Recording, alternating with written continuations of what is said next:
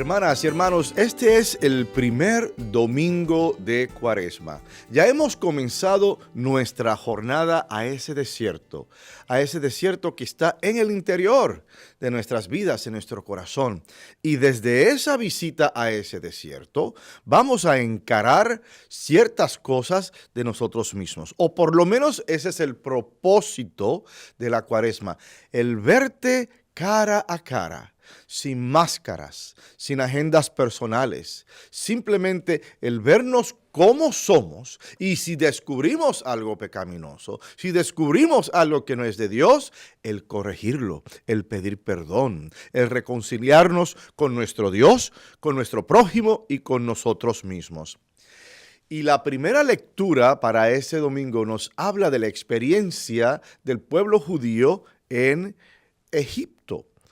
Cuando dijo Moisés al pueblo, cuando presentes las primicias de tus cosechas, el sacerdote tomará el cesto de tus manos y lo pondrá ante el altar del Señor tu Dios.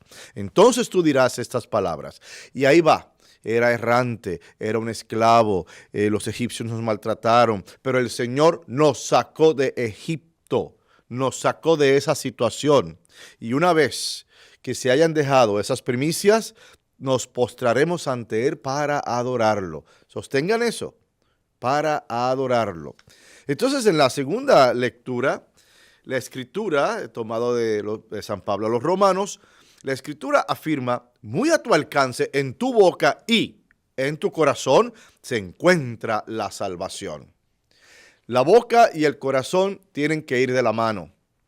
Es como el refrán que dice, de la abundancia del corazón, habla la boca. O sea, lo que llevas en tu corazón en un momento dado es lo que va a salir. Y desde la perspectiva cristiana, desde la perspectiva penitente, desde la perspectiva de la misericordia, la boca, lo que decimos y lo que hacemos con la boca, ¿verdad? En términos de construir, atacar, afirmar, la boca y el corazón tienen que ir de la mano, porque es en el corazón donde está la verdadera sabiduría. Es en el corazón del hombre donde se encuentra su propia verdad. Y luego entonces, ninguno, dice la Escritura, segunda lectura, que crea que él quedará defraudado, porque no existe diferencia entre judío y no judío. Entonces, también la segunda lectura hace un caso o desarrolla un caso entre no es cuestión de ser judío y no judío, es cuestión de creer en Dios y ciertamente de creer en Jesucristo. Pues todo el que invoque al Señor como a su Dios será salvado por él. Y a través de las Escrituras lo vemos. El soldado romano que le pide a Jesús un milagro, Señor, yo no soy digno de que entres en mi casa, pero una palabra tuya bastará para sanarme. La cananea, la mujer sirofenicia, que venía de un trasfondo pagano y le pide a Jesús, pone su confianza en Jesús. Y la samaritana que tuvo un encuentro con Jesús en el pozo.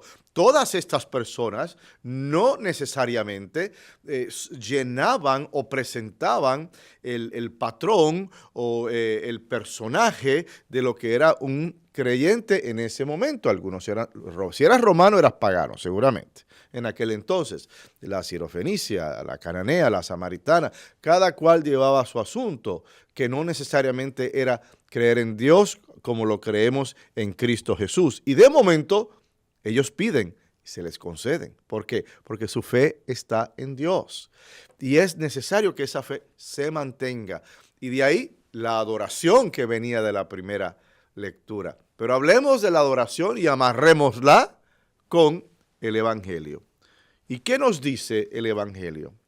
Jesús fue tentado en el desierto. Así empieza. Jesús en un momento de meditación, en un momento de apartarse del bullicio de la existencia, para adentrarse aún más en el misterio de su llamado, de su vocación, va al desierto.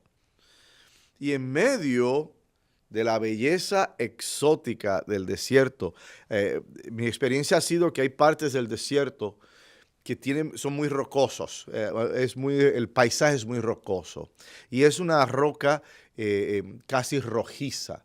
Y luego entonces en las mañanas cuando da el sol, eso empieza con un color rosado. Ese sol sale rosado por el horizonte, así lleno de la penumbra y de la oscuridad y del azul.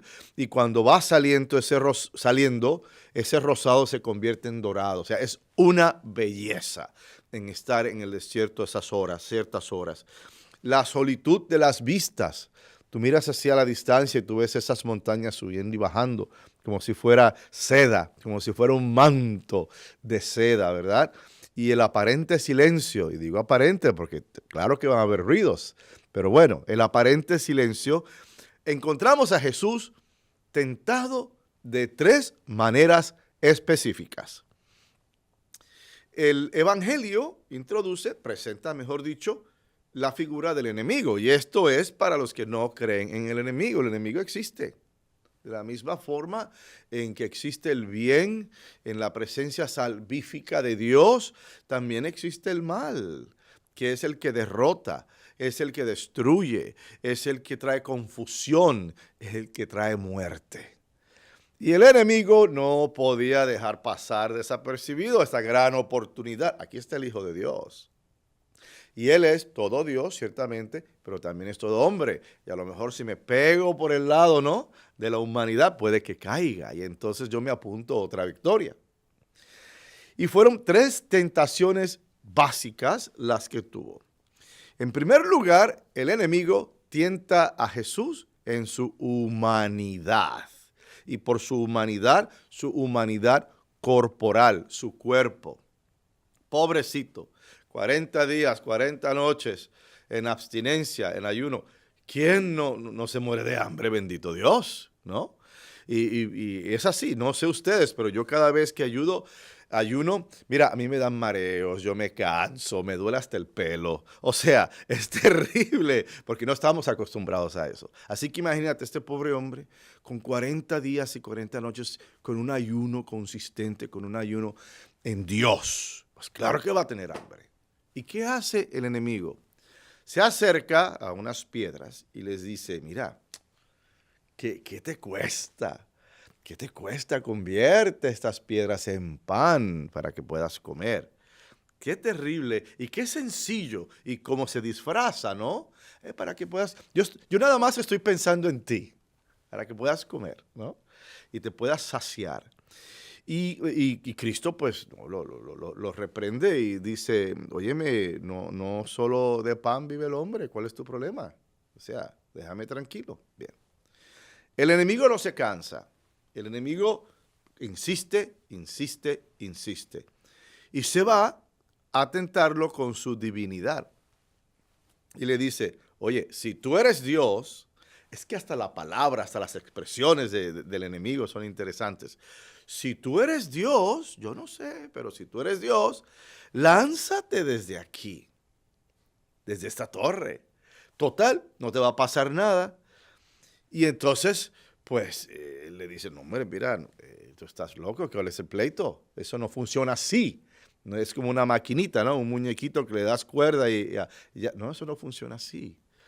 Y finalmente lo seduce con poder terrenal. Mira cómo va el asunto, ¿no? Empieza con el cuerpo, algo humano, lo tienta con la divinidad y entonces con poder.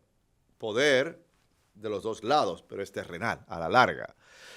Y Cristo, en su gran visión, sabía que eso de poder terrenal, todos los imperios vienen y se van. Todos. ¿Ok? El imperio egipcio vino y se fue. El imperio griego, el imperio romano, el imperio azteca, el imperio ruso. Todos los imperios vienen y se van porque son de la tierra, son formados por hombres, son imperfectos. Y entonces Cristo, sabiendo eso, y recuerden, cuando Cristo le interroga a Poncio Pilato, ¿qué le pregunta? ¿Así que tú eres un rey? Y él le dice, sí, pero mi reino no es de este mundo. ¿Ves? No, yo no estoy buscando autoridad, yo no estoy buscando poder terrenal. De hecho, San Pedro y otros lo tentaron a él para dejar el hecho de que iba a morir en una cruz. No tienes que hacerlo, tú no tienes que morir en una cruz. Tú puedes seguir predicando, tú puedes seguir sanando. Es más, puedes hasta tener tu familia y ser bien, estar normal como todo el mundo. Pero Jesús sabía que ese no era su llamado, que por ahí no iba su camino. Entonces regresa y al final no tientes a Dios, no tentarás a Dios. Y el enemigo pues no le costó otra de irse, ¿verdad? Irse porque aquí no hay más nada que hacer. Cristo en ese sentido reafirma, mira qué interesante este encuentro, porque Él reafirma quién es, y Él es Dios, y a Dios tú no lo tientas. Y también reafirma que es todo hombre y que tiene sentimientos y que a pesar de que es un ser humano, Él Él no falló. Él no cayó en la tentación, ni en este momento, ni en las otras que van a venir. Él no falló, dándonos un modelo a nosotros de que es posible. Es posible tú ser un ser humano y con la ayuda de Dios y con la presencia de Cristo en tu vida, ser consistente y perseverar en tu llamado a la salvación.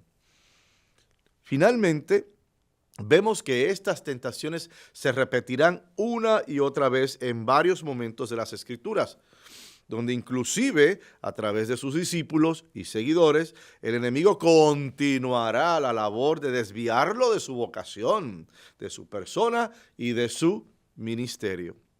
Ahora, estas tentaciones no son asunto del pasado, o sea, esto no ha acabado, atención, todavía el enemigo continúa tentándonos para que vayamos en contra de nuestra identidad como cristianos todavía.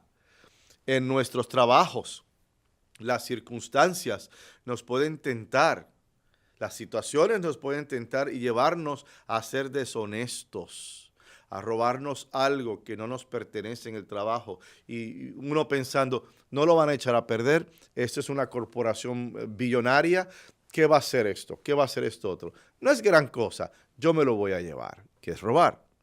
O a veces hay varias personas aplicando para una promoción y claro, tú sabes que los demás también están en buena posición, son capaces. Pero entonces comenzamos a intoxicar las aguas y a envenenar las aguas diciendo, esa persona es un fraude, esa persona tiene problemas, esa persona. Y claro, la idea es que con lo que se dice, lo que sale de la boca, el quitarle la fuerza moral, quitarle la fuerza profesional que pueda tener para que tú termines con esa promoción. Quizás estemos tentados a la pereza. Ay, estamos muy cansados, yo no puedo, yo no quiero ir a la iglesia, yo no quiero ir al retiro, yo no puedo. Estoy muy sin embargo, para una venta especial en una tienda, estoy más puesto, muy puesto, salto, si estuviera muerto, salto de la fosa, para ese famoso Black Friday, después de Acción de Gracias, aunque tenga lo que tenga, una gripa, aunque tenga piojos, sarampión, no importa, ahí estoy puesto. Entonces, ¿cómo es posible que para esto, cosas de Dios, me da pereza y me da cansancio? ¿Verdad? Al contrario, y las diligencias necesarias para los papeles de la residencia, por ejemplo, óyeme, me da pereza organizar mi papeleo. Digo, hay toda una necesidad de una reforma migratoria, ¿verdad? Para nosotros, comprensiva, ciertamente, pero también uno se tiene que mover. Uno tiene que consultar con los abogados, uno tiene que consultar con la gente. ¿Cómo puedo yo arreglar mi estatus? En lo que eso se da, ¿cómo lo puedo hacer? Ay, tengo pereza. Me da pereza ir a la oficina del abogado, me da pereza ir a las oficinas que me pueden orientar, me da cansancio. Ahora quizás en nuestras casas hemos caído en la tentación de comportarnos como tiranos, sin permitir que nuestra esposa o esposo u otros miembros de la familia se expresen o crezcan. Eso, pues, son tentaciones. Y quizás nuestra tentación sea nuestra constante adicción a satisfacer nuestros apetitos, a la comida, a la bebida, por llamar la atención de cualquier manera o recibir el constante reconocimiento sin ver la necesidad del prójimo, ¿verdad? Es como el que va a la fiesta y dice, Si un pedacito de pastel está bueno, ay, pues un segundo pedacito tiene que saber a gloria. Y cuando abre los ojos va por el tercero, ¿verdad? Ese detalle, esa hambre de satisfacción, ¿no? Son tentaciones, hermanas y hermanos. La Cuaresma es un tiempo para lidiar con esas tentaciones, de preparación en Cristo. Es un espacio donde hacemos un inventario del estado de mi vida, del estado de mi alma y del estado de mi relación con Dios. ¿Cómo estoy con Dios? ¿Cómo estamos? Jesús nos da un ejemplo de perseverancia, de mantenernos firmes frente a la tentación, al pecado, al enemigo. Jesús se enfrenta al pecado, va de frente. Yo siempre digo, mira, hay dos maneras de lidiar con la tentación, cuando te das cuenta que estás siendo tentado. Número uno, o te vas de frente, cara a cara con el demonio, y le dices, no, mijito, no. En esta casa, en mi corazón, tú no tienes un lugar. Ir de frente con el Santo Rosario, con la Santa Eucaristía. O la otra, que también tiene su mérito, si el demonio viene por esta puerta, por esta acera, yo me voy por la otra. Corre, evade esa tentación si no podemos de primera intención hacerle frente. Entonces, el ejemplo de Jesús es persevera.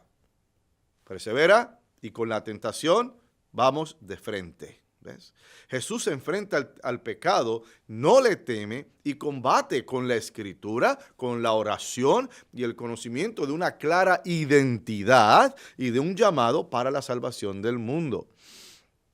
Y nosotros, hermanas y hermanos, de manera similar, encontramos esa fuerza necesaria de combatir el pecado. ¿En dónde? Pues también con nuestra oración, con nuestro ayuno, con nuestras devociones, con nuestras limosnas, en nuestros gestos de misericordia y de caridad. Y es el no tener miedo. No le tengas miedo al demonio. Eso es lo que él quiere, que le tengas miedo para que tú te pueda manipular. ¿Ves? Al contrario. Y es como, digamos, a la hora de hacer limosnas, personas que dicen, ¿para qué yo voy a dar dinero? Y si doy este dinero a la iglesia o a esta causa o a este propósito, a esta institución, ¿y qué va a pasar conmigo? No, hombre, tienes que confiar en el Señor, que te dice la Escritura. Lo que tú des, se te regresa al 100%. Y cuando tú das limosna, tú estás, número uno, cambiando la vida de alguien más para mejorar. Y número dos, estás en la espera de que Dios te lo va a devolver, que tú no vas a carecer de nada. Te abandonas totalmente en esa fe y en la misericordia de Dios al dar esa limosna. Y en nuestros gestos ciertamente de misericordia, de perdonar, de ser perdonado y de caridad. ¿Qué es la caridad? Dar a otros lo que necesiten. Y así nos solidarizamos con Cristo, dándole un sentido más profundo a las mortificaciones, a los sacrificios, a las devociones y demás acciones que nos llevan a un viaje hacia nuestra alma. La Cuaresma nos espera para prepararnos en Jesús. Al unirnos con Cristo en el desierto, también nos unimos a Él en la perseverancia necesaria que nos llevará a un sepulcro vacío, a un Cristo resucitado, quedando como pregunta introspectiva, ¿qué necesito hacer para ser como Jesús?